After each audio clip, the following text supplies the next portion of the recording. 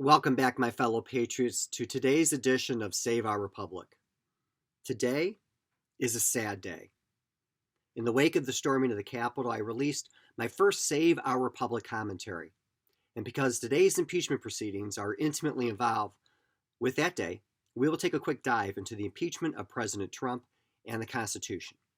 Regardless of your political perspective, hopefully we can all agree that this is a day we wish we would never see.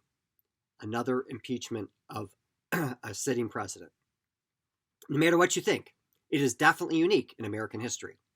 First, this is the first time in history to have a second impeachment of the same president. Second, this was lightning fast. The incidents from which this article of impeachment arose happened on January 6th of 2021, just last week. And they voted to impeach him on today, January 13th, 2021. The article of impeachment was not released until last night, so the night before the actual impeachment proceedings began. Third, there were no hearings, no investigations, no witnesses on the floor of the House of Representatives.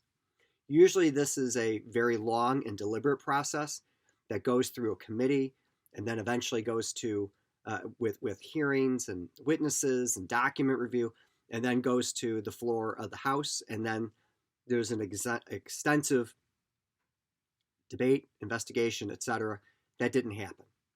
Fourth, the debate itself was very truncated. The single article was approved today after an entire 2 hours of debate on the actual article of impeachment. Now, there were some procedural votes ahead of that, and if you listen to the commentary like I did, what happened, they were mostly debating the substance through the procedural techniques. So total, there was 7 hours of total debate. But still, that's pretty short considering the gravity of the situation. Fifth, 10 Republicans voted in favor of the articles, including a member of the House Republican Caucus leadership.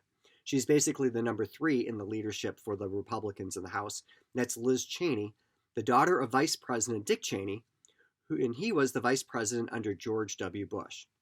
That doesn't sound like a lot of Republicans, but there is a flavor of bipartisanship here, and it's certainly more than what happened in connection with the first impeachment against President Trump, in which no Republicans voted, and in fact some Democrats actually defected and voted against the impeachment. Sixth, there was only one single article of impeachment. The impeachment of President Johnson following the Civil War had several articles.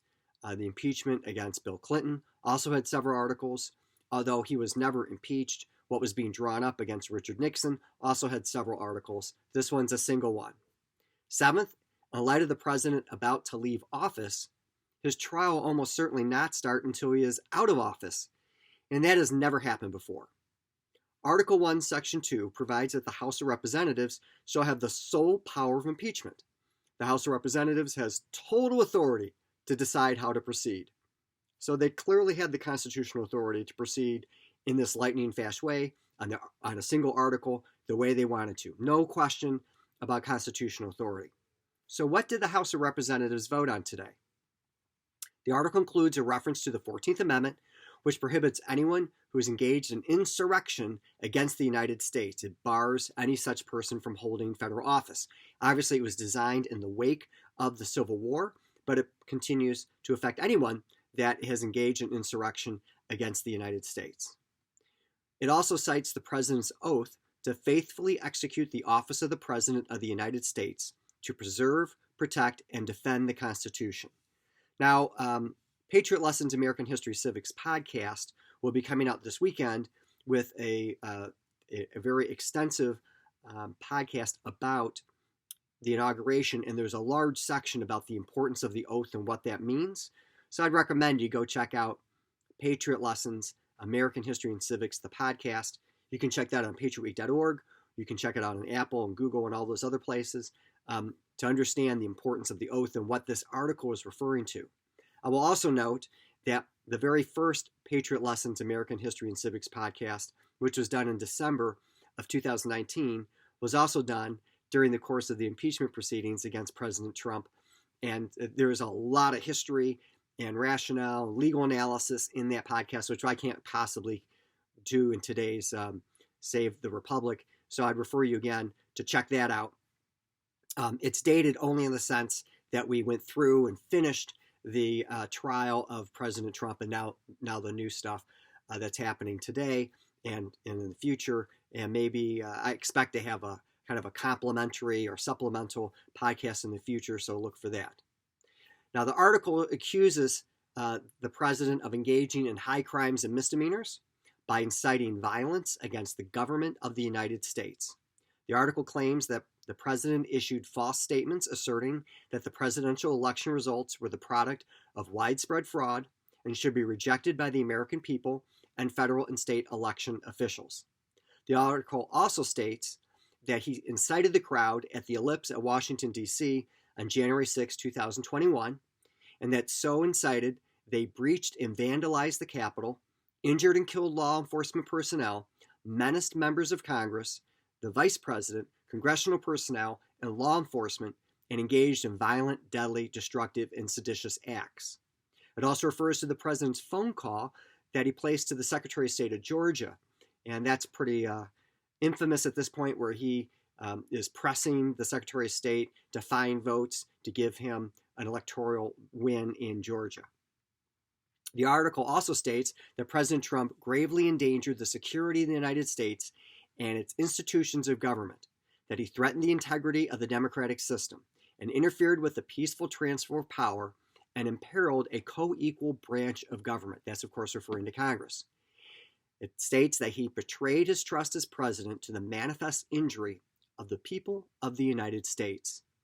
It includes that by such conduct, the president demonstrated that he will remain a threat to national security, democracy, and the Constitution, and has acted in a manner grossly incompatible with self-government and the rule of law.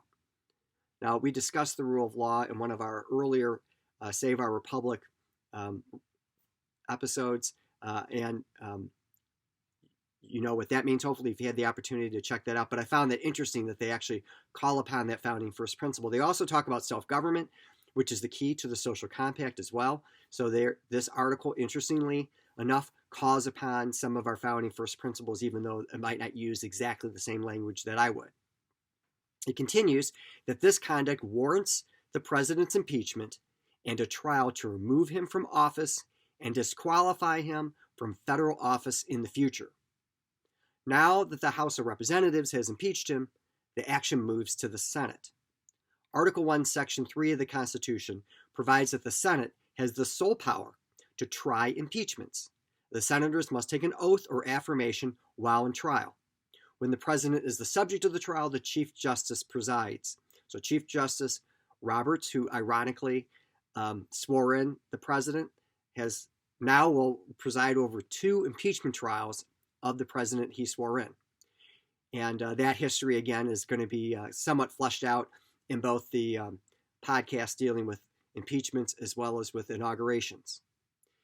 The Constitution requires that 2/3 of the senators who are present vote to convict, to find the president guilty of the impeachment article.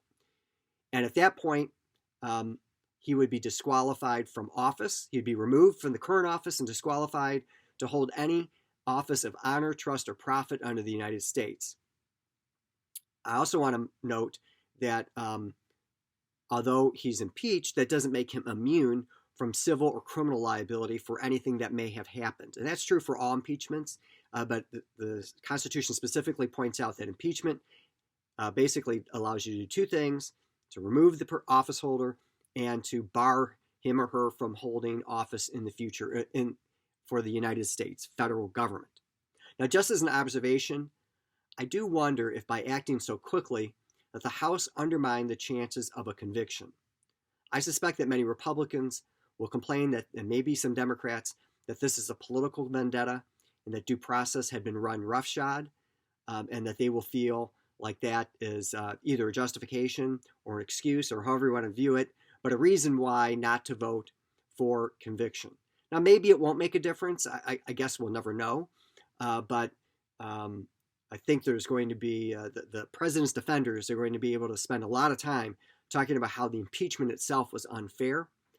On the other hand, A trial is a trial, and those people that will be prosecuting the president in the Senate will be required to prove their case and convince 2/3 of the senators to make that case. And therefore, there will, I assume, we don't know, that there'd be witnesses or testimony or things like that. Now, on the other hand, I can understand why the House felt that they should act quickly, and also that they didn't need to have a lot of witnesses. They were there, almost all of them, when the Capitol was under siege. They've seen video clips and heard the president's speech. So much of what they've lived through kind of the arguments that the president has done in connection with the fairness of the election. And so they may have thought there's no reason to have to relitigate all those things, so to speak, in the House of Representatives, because impeachment isn't removal and conviction. There's often a confusion about that. Impeachment is kind of like finding that there's enough evidence to move forward with a criminal charge, which is still very, very serious. It's only happened a few times in American history.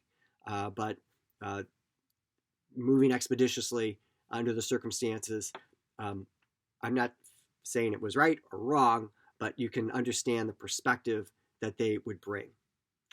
Now, as I mentioned earlier, the December 19th, 2019 podcast, the inaugural podcast that we did for Patriot Lessons, American History and Civics, is straight on with the background and history and legal analysis of impeachment. So I encourage you to, if you're interested in this, to go back there and listen to that episode. And then if you're, again, interested in the oath of office or the inaugural, please listen to what's going to be released likely on Saturday night or Sunday morning this upcoming weekend in connection with the inaugural. Don't forget to visit patriotweek.org. There's a lot of resources there, including lesson plans and TV show episodes, all the episodes of the podcast, biographies of founding fathers, explanations of our founding first principles, etc. And this all got started because I wrote that book, America's Survival Guide, How to Stop Our Impending Suicide by Reclaiming Our Founding First Principles in History. Don't go to Amazon. Go to americasurvivalguide.com. There's a screw up in connection with what Amazon is doing with the sales of the book. So make sure you go to americasurvivalguide.com. You can still buy it through Amazon, but you want the link that you can link to on the website. And I would just say it's a very sad day. The importance of understanding American history and civics and our Constitution, our responsibilities as citizens under that Constitution, are becoming ever more important every single day. If we're going to keep our republic, we need to understand our foundations and preserve them. And it's up to us to do that. God bless you, and God bless America.